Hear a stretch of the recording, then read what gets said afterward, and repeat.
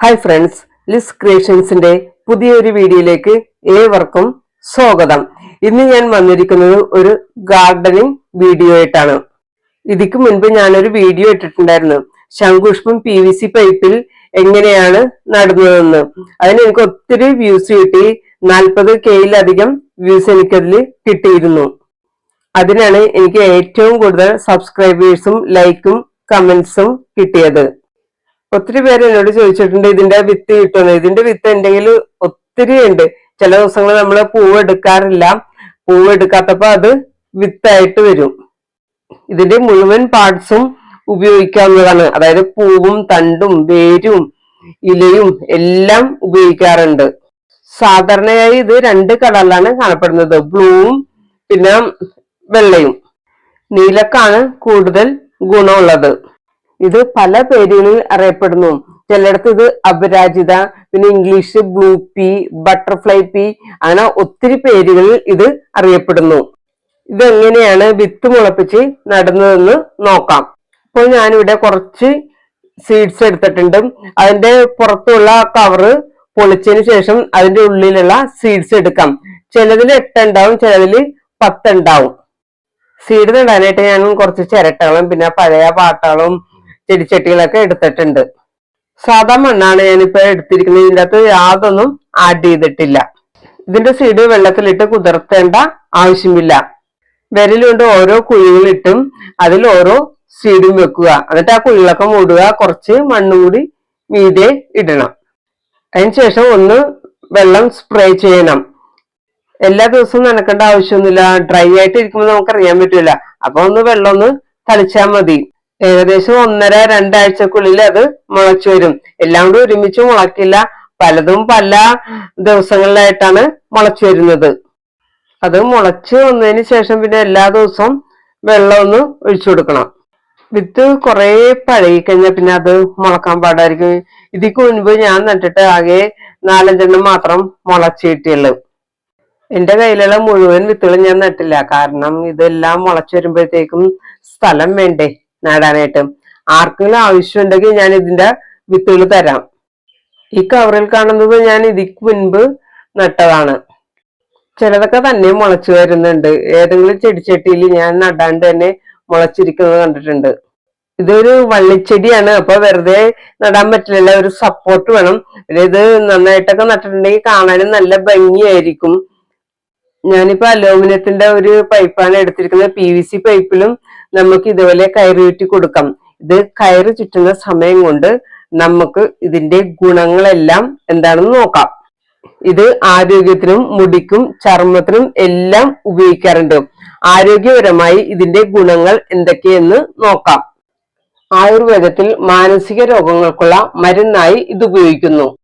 ശംഖുപുഷ്പത്തിന്റെ പച്ചവേര് വെണ്ണയെടുത്ത് രാവിലെ വെറും വയറ്റിൽ പതിവായി കഴിച്ചാൽ കുട്ടികൾക്ക് ബുദ്ധിശക്തി കൂടും. ശംഖുപുഷ്പത്തിന്റെ വേരിന് പാമ്പിന്റെ വിഷം നിർവീര്യമാക്കാനുള്ള ശക്തിയുണ്ട്.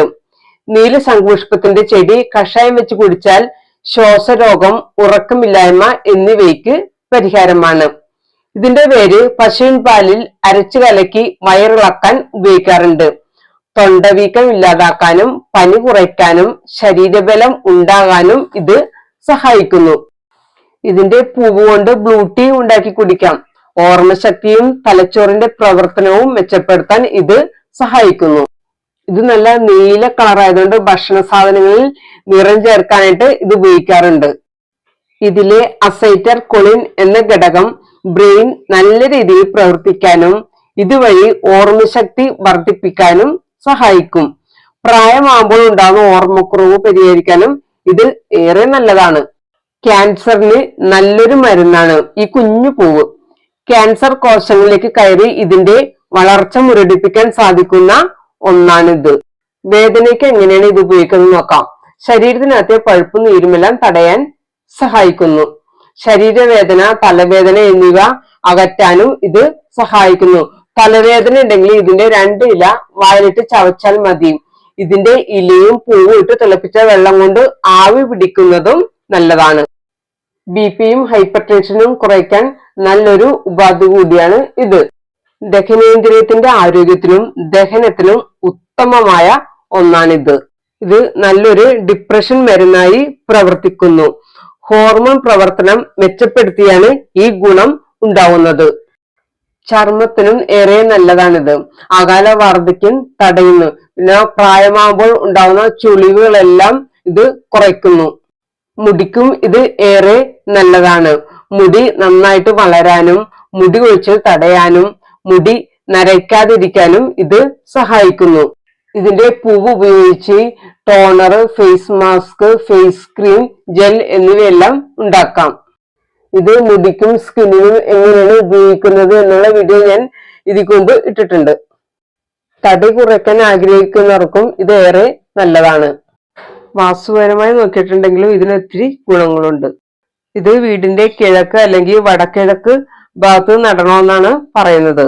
ഇത് വീട്ടിൽ നട്ടാൽ പോസിറ്റീവ് എനർജി കിട്ടും എന്നാണ് പറയുന്നത്.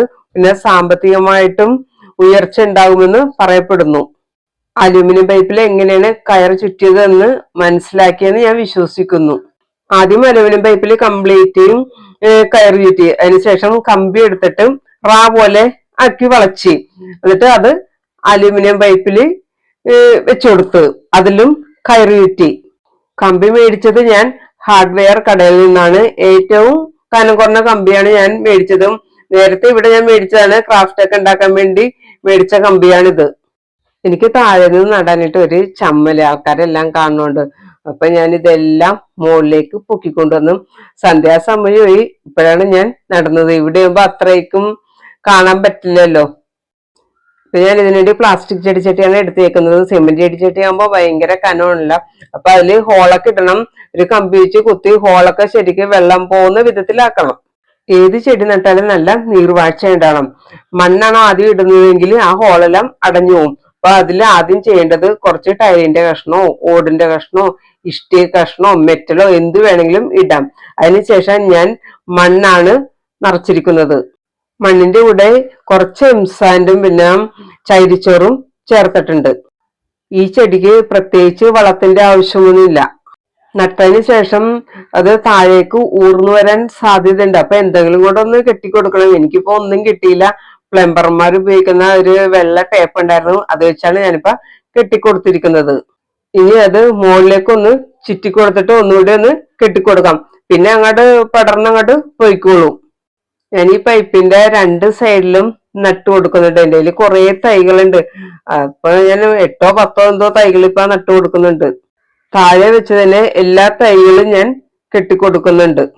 വള്ളിച്ചെടി ആയതുകൊണ്ട് ഇതിന് സപ്പോർട്ട് കൊടുക്കണമല്ലോ. എല്ലാം കൊടുത്തതിന് ശേഷം ഞാൻ അന്ന് തന്നെ താഴേക്ക് കൊണ്ടുവന്ന്, അല്ലെങ്കിൽ നട്ട് കഴിയുമ്പോഴത്തേക്കും പിറ്റേ ദിവസം രാവിലെ ഭയങ്കര വെയിലായിരിക്കുമല്ലോ, മുകളിലല്ലേ, താഴെ കൊണ്ടുവന്ന് തണലത്ത് 2 ദിവസം വെച്ച്.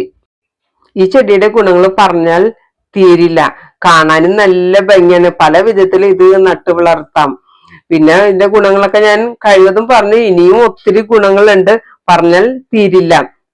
എന്റെ വീഡിയോ ഇവിടെ പൂർണ്ണമാവുകയാണ്.